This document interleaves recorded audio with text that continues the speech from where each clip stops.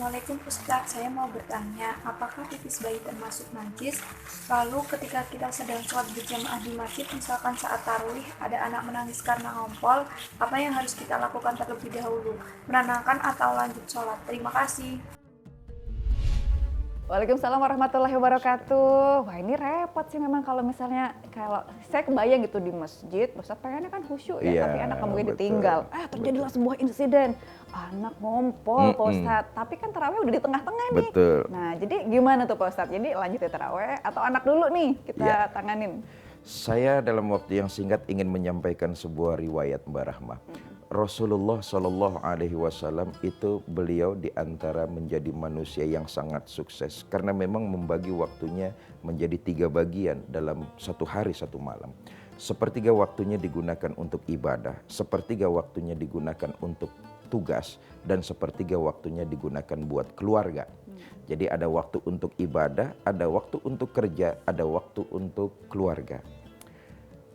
Salat tarawih merupakan kewajiban kita seorang hamba untuk beribadah kepada Allah. Harus ada waktu-waktu untuk ibadah karena Nabi mencontohkan seperti itu. Kerja merupakan kewajiban kita juga karena disitulah nilai-nilai ibadah juga. Kemudian bersama keluarga itu juga merupakan kewajiban. Apalagi seorang bapak, dia kepala rumah tangga, pemimpin dalam keluarganya. Nah, ketika 3 persoalan ini kemudian dalam satu waktu harus memilih. Nah ini kan sama seperti Viti yang kita saksikan tadi itu. 3 hal ini dalam satu kondisi kita disuruh memilih, milih yang mana?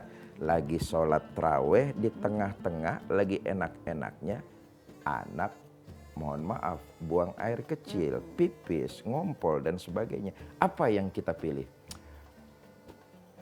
Para ulama fikih mempunyai satu kaidah yang menyebutkan begini.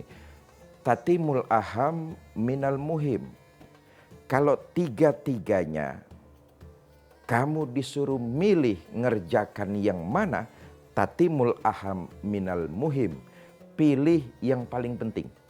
Ibadah penting, kerja penting, keluarga penting.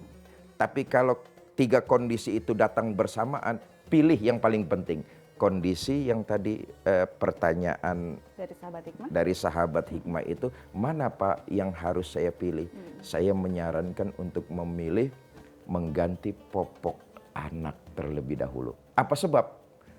Semuanya penting, tapi itu dalam kondisi waktu itu yang sangat penting. Kenapa? Pertama, demi kesehatan anak.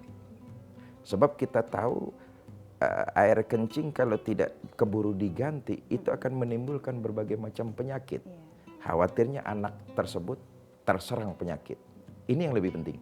Yang kedua, jangan sampai tangisan mengganggu kekhusyuan jamaah yang lain. Jadi jawaban saya tatimul aham minal muhim, ketika itu anaklah yang lebih penting. Gantikan popoknya, kemudian berikan dia susu, lalu lanjutkan sholat tarawihnya kembali. Wallahu a'lam bishawab. Nah ini kalau misalnya kita lanjutan dari tadi ya Pak Ustadz ya, ngomongin soal pipis bayi. Nah pipis bayi itu sebetulnya najis nggak sih Pak Ustadz? Ada 3 kategori najis Mbak Rahma. Pertama disebut najis mughaladah. Najis mughaladah itu najis yang kategorinya berat. Dan cara membersihkannya pun cara yang berat pula. Misalnya air liur anjing itu najis mughaladah. Cara membersihkannya menurut fikih, para ulama fikih, dengan 3 kali basuhan air lalu dicampur dengan lumpur atau debu. Basuhan yang berikutnya itu disebut najis mughaladah. Ada lagi najis mutawassithah, najis yang di tengah-tengah. Nah, yang Mbak Ramah katakan, penanya tadi sahabat hikmah sampaikan, bagaimana terus kategori najis pipisnya bayi? Itu kategorinya najis mukhaffafah. Mukhaffafah itu najis yang ringan. Bagaimana caranya? Cukup disekak saja. Cukup disekak saja. Masuk akal kalau pipis bayi itu dianggap najis yang mukhafafah, yang ringan. Apa sebab? Karena bayi cuma mengkonsumsi air susu ibunya. Pencernaannya belum masuk berbagai macam jenis makanan. Jadi yang keluar dari air seninya pun masih sangat alami, yaitu air susu ibunya. Lain kalau model kayak kita udah masuk mutawasito, apaan aja kita makan. Iya, apaan aja masuk ya. Apaan aja masuk, maka harus diganti itu. Betul. Nah, kalau untuk yang bayi, Iya.